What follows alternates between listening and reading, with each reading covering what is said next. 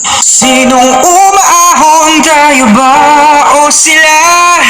Mga ngiti nila habang nakalubog ka pa sa napuntang bulsa. Pinaghirapan kong mga barya, binubulto na ng mga pangako yun. Makinig.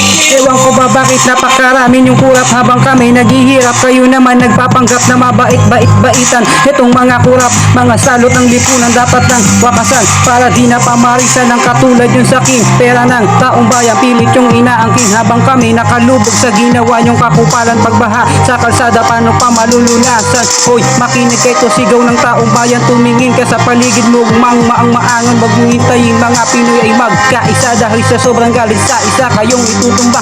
Ngaya aking kapatid, wag kang manahimik lang. Ang problema ng bayan, meron ka ring pakialam. Ilan na ba ang nasawi dahil sa pagbaha? Tanginang mga buhaya, di pa mawala-wala.